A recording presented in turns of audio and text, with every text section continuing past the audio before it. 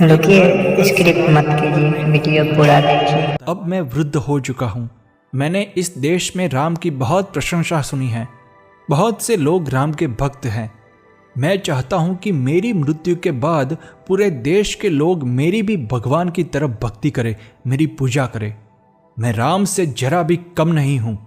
क्या मेरे जीवन पर रामायण नहीं लिखी जा सकती? अकबर की इच्छा को सुनकर 8 रत्नों की जुबान पर मानो ताला सभी एक दूसरे की ओर देखने लगे, जैसे कह रहे हो, बादशाह अकबर चाहे कितने ही महान हो, लेकिन उनके जीवन पर रामायण कैसे लिखी जा सकती है? बीरबल, जो अकबर के दरबार के 9 रत्नों में से एक था, वह केवल रत्न नहीं, महान रत्न था। उसने कहा, बिल्कुल रामायण लिखी जा सकती है। क्यों नहीं लिखी जा सकती? आप में कोई कमी नहीं है। अरे राम का राज्य तो आपके राज्य से छोटा था। तो सम्राटों के भी सम्राट हो। राम तो सिर्फ राजा थे। आप चिंता मुक्त हो जाइए। मैं आपके जीवन पर रामायण लिख दूंगा, लेकिन काम मेहनत का है, क्योंकि रामायण बहुत बड़ा ग्रंथ है। इसीलिए मुझे 1 लाख अशरफिया और 1 साल का समय दीजिए। मंजूर है मुझे, अकबर ने खुशी से कहा। इसी क्षण ही मैं तुम्हें 1 लाख अशरफिया और 1 साल का समय देता हूं। बीरबल 1 लाख अशरफिया लेकर अपने घर गया। उसने पूरे साल में 1 लाख अशरफिया अपने दोस्तों के साथ मौज मस्ती में उड़ा दी। अकबर समय समय पर उससे पूछते रहते थे, क्या हुआ? मेरी रामायण की यश कथा कहाँ तक पहुंची? बीरबल कहता, लिखी जा रही है। साल पूरा होते ही मैं स्वयं आकर प्रस्तुत करूंगा। साल पूरा हुआ। बीरबल दरबार में आया, लेकिन साथ में कोई पुस्तक वगैरह नहीं लाया। अकबर ने पूछा, पुस्तक कहाँ है? बीरबल ने कहा, लगभग पूरी यश कथा लिखी जा चुकी है। बस एक विवरण बाकी है, जिसे आपके बिना और कोई नहीं बता सकता। उस विवरण के बिना रामायण पूरी नहीं होगी। रावण ने हमारे राम की सीता का अपहरण कर लिया था। आपकी बेगम का अपहरण किस रावण ने किया था?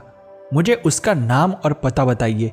कौन है वो बदमाश जिसने आपकी बेगम का अपहरण करने की हिम्मत की? अकबर गुस्से से लाल हो गए। वह अपनी तलवार की मुठ पर हाथ रखते हुए चिल्लाया, ये तू क्या बक रहा है बीरबल? तू पागल हो गया है क्या? किसी की इतनी हिम्मत कि मेरी बेगम की तरफ आंख उठाकर भी देख सके?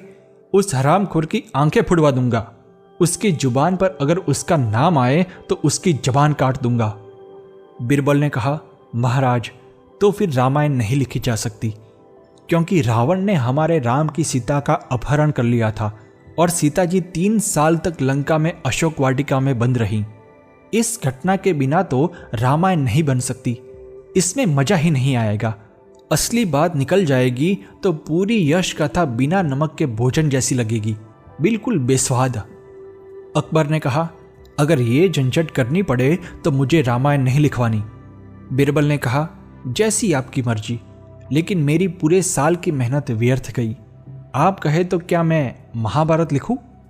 अकबर ने कुछ पल सोचकर कहा, महाभारत का भी बहुत नाम सुना है।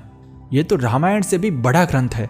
क्या तुम मेरी यश कथा महाभारत के रूप में लिख सकते हो? क्यों नहीं? बीरबल ने हंसते हुए तुरंत कहा, मैं ऐसी यश कथा लिखूंगा कि लोग सालों तक आपको भगवान की तरह पूजेंगे। लेकिन इसके लिए मुझे 2 लाख अशरफिया और 1 साल का समय लगेगा। दूध का जला छाछ भी फूंक फूंक पर पीता है। इसी तरह अकबर ने कहा, 2 लाख अशरफिया तो दे दूंगा, लेकिन पहले मुझे ये बताओ कि क्या इसमें रावण और सीता वगैरह तो नहीं होंगे? नहीं नहीं, इसमें रावण आएगा ही नहीं। सीता को भी कोई नहीं उठाएगा। इसमें कोई झंझट नहीं है। आप निश्चिंत हो जाइए। बीरबल ने भरोसा दिलाते हुए कहा, पिछली बार की मेहनत व्यर्थ गई, उसे भूल जाओ। जो हुआ सो हुआ। ये लो 2 लाख अशरफिया। कहते हुए अकबर ने अशरफिया भरी थैली दी। बीरबल ने पूरे साल में 2 लाख अशरफिया दोस्तों के साथ मौज मस्ती और दावतों में उड़ा दी। उसने जी भर कर मौज की। बीच बीच में वह अकबर को बताता रहता था कि जबरदस्त यश कथा लिखी जा रही है। आप खुशी से झूम उठेंगे। साल का आखिरी दिन आ गया। बीरबल फिर से खाली हाथ दरबार में आया। अकबर ने पूछा, मेरी यश कथा पर किताब कहाँ है? महाभारत कहाँ है? बीरबल ने पूरी शांति से कहा, महाराज, लगभग पूरी यश कथा लिखी जा चुकी है। बस एक महत्वपूर्ण विवरण बाकी है जिसे आपके बिना कोई नहीं बता सकता।